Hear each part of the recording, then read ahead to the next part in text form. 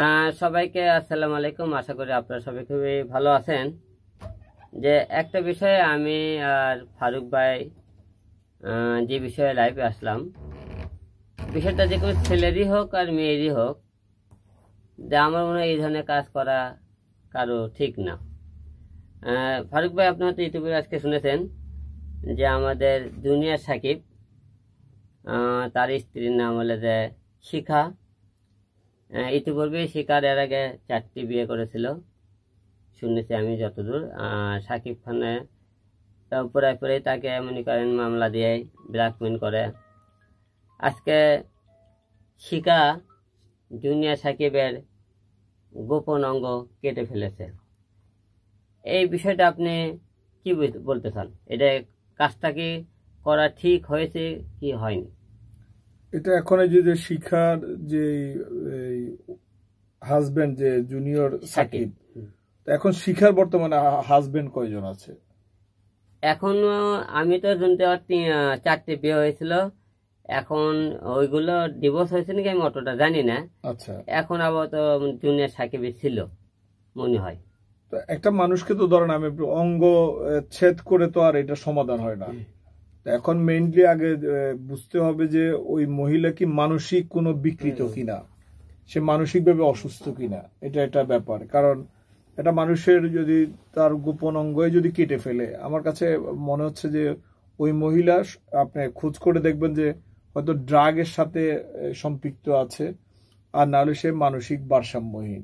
নাহলে একটা মানুষ কখনোই এতটা নির্মম হতে পারে না। এক হচ্ছে ও ড্রাগের সাথে, আমার যতটুকু ধারণা যে ড্রাগের সাথে অ্যাটাক আছে। আমি যতদূর জানি জুনিয়র সাকিবের প্রায় ওরা দুইজনে গন্ডগোল হয় মারামারি পরে, এবং কিছুটা আগে তার নামে মামলাও দিয়েছিল, জেলেও ছিল, সেখান থেকে বেরো হয়ে এসেছে। যে আমার কথা ভাই, আমাকে যদি তোমার ভালো না লাগে তুমি আপোষে আমাকে ছেড়ে দাও, ঠিক আছে। তাকে জোর করে তার গোপন অঙ্গ কেটে, শুধু এটা ছিলেন না, আমরা কিছুদিন আগে একটা ঘটনা শুনেছিলাম। একটা মহিলা একটা ছেলে যখন মনে করেন এরকম তার প্রবলেম ছিল, সেই মেয়েটা মনে করেন তারা গোপন অঙ্গটা তার অনেক ক্ষতি করার চেষ্টা করেছিল। আপনি তার এক্সট্রা ভাবে কাঠের মনে করেন অঙ্গ লাগে, সে তার সাথে করে। সে মহিলা কিন্তু খুব আহত হয়ে পড়ায় মৃত্যু সজ্জায় ছিল। যে একটা মেয়েরও কিন্তু এই জায়গায় কোনো ক্ষতি করা ঠিক না, একটা ছেলেরও কোনো এই ধরনের মনে হয় কাজ করা ঠিক না। এটা মেনলি হচ্ছে আমার ভাইবটা করি, ধরেন আপনার সাথে আমার কোনো কারণে সম্পর্ক আমার ভালো লাগছে না, ধরেন আপনার মেন্টালিটি আমার এই সাথে অ্যাডজাস্ট হচ্ছে না। এতে হয় কি, ধরেন এইরকম অত্যাচারিত না হয়ে এটা বৈশা এটা সমাধান করা উচিত যে আসলে আপনার সাথে আমি সংসার করব না, বা আপনার সাথে আমি আর থাকতে চাচ্ছি না। তাহলে আপনি আপনার পথে থাকেন, আমি আমার পথে থাকি। এই যে এখন ধরেন একটা ছেলের অঙ্গচ্ছেদ করলো, এতে এই ছেলেটা তো ব্যক্তি জীবনে তার যে ফিউচার যে লাইফটা আছে, এটা তো তার অকেজু হয়ে গেল।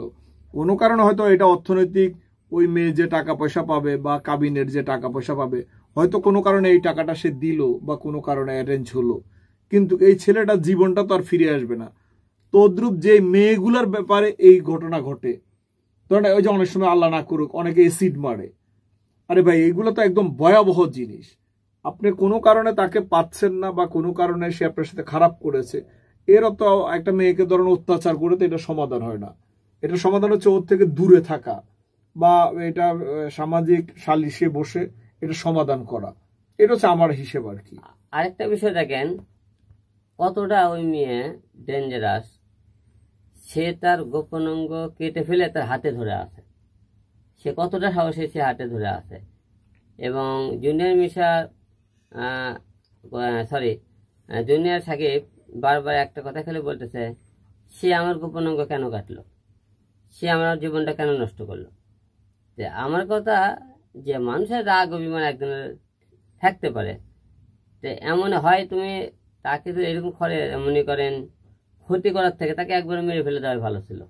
একটা লোক ঢুকে ঢুকে মরার থেকে তাকে মনে করে মেরে ফেলে দেওয়া ভালো। আমার কথা, আমার যদি কাউকে ভালো না লাগে, তোমার তো রাখতে তাকে একবার মেরে ফেলে দাও, কিন্তু তা আধা মরা করে পৃথিবীর পাশে থাকা মনে এটা আমি পক্ষপাতী না। এবং এই ধরনের ঘটনা কোনো ছেলেই করুক অথবা কোনো মেয়েই করুক, এর কঠিন শাস্তি হওয়া দরকার। কারণ কোনো মেয়ে ছেলেদের কোনো মেয়ের কোনো ক্ষতি করে সে ক্ষতি শাস্তি ছেলে পেতে হবে, কোনো মেয়ে ছেলের কোনো ক্ষতি করে তারও শাস্তি পেতে হবে।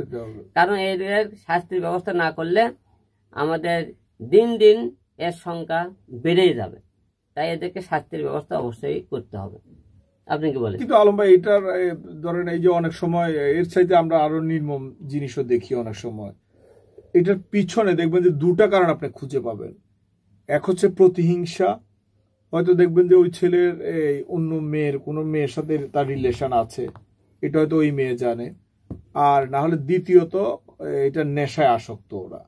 কারণ এটা স্বাভাবিক মানুষ কখনোই এই কাজ করতে পারে না। আর যদি প্রতিহিংসা পরায়ণ হয় যে তুমি আমার সাথেও সংসার করছো, অন্য জায়গায় তুমি হয়তো পরক্রিয়া আসক্ত হয়ে গেছো বা কোনো না কোনোভাবে অন্যদিকে ডাইভার্ট হয়ে গেছো, এইটা প্রতিহিংসা থেকে এই ধরনের উগ্র মেন্টালিটি গুলা ঘটে। এটা হচ্ছে আমার অভিরুচি আর কি। যাই হোক, আপনারা সবাই জুনিয়র সাকিবের নিয়ে দোয়া করেন, সে যাতে সুস্থ হয়ে ফিরে আসতে পারে। এবং এই ধরনের ঘটনা যারাই করবে তাদেরকে আমরা কঠিন শাস্তি চাই।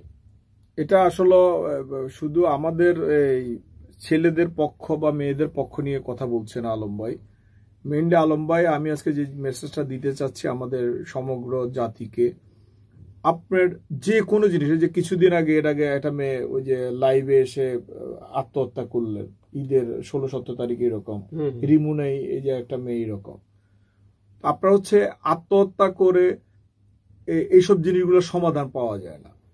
আপনার আত্মহত্যা এবং এই যে এই টাইপের অঙ্গচ্ছেদ, তারপরে অনেক সময় এসিড মারা, মেয়েদেরকে ধরেন বাজে ভাবে এই অঙ্গহানি করা, এটা আসলে আমাদের কারো কোনো মানব সমাজের এই কারো পক্ষে উচিত না। আপনার কাছে কোনো কারণে আপনার সংসার ভালো লাগছে না, আপনার স্থান ত্যাগ করতে পারেন, আপনি ব্যক্তি ত্যাগ করতে পারেন, আপনার এলাকা ছেড়ে দিতে পারেন। এর অর্থ এই না যে আপনার জীবনটা আরেকজনের উপর ডিপেন্ডেন্ট। কারণ জীবন আপনার একটাই আলম ভাই। আপনি কোনো কারণে আমাকে আপনার ভালো লাগছে না, ভালো নাই লাগতে পারে, 3 দিন পরে আপনার সমস্যা হতেই পারে। এর অর্থ আপনি আমাকে মেরে কেটে তো ভাই আপনি সমাধান নিতে পারবেন না। তাহলে আপনার উচিত হচ্ছে আমার সাথে ভালো লাগছে না, আমি আমার সেপারেশন করব।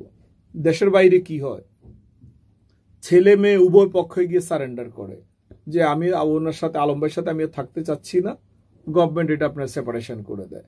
কিন্তু আমাদের দেশে হয় কি, প্রতিশোধ নেয়, প্রতিহিংসা পরায়ণ হয় কি হয়তো মামলা করে, নাহলে দেখবেন যে ছেলে মেয়ের উপর অত্যাচার করে। এই ঘটনা তাই ঘটেছে, অন্য কিছু না। ঠিক আছে, সবাই ভালো থাকবেন, সুস্থ থাকবেন, আবার কথা হবে। কিছু হইবে না, আমি মারা যাবো, কিছু হইব না, আমরা আছি না। হ্যাঁ, আমার গোপন অঙ্গটা কেন কাটলো? আমরা আছি না, কিছু হইব না।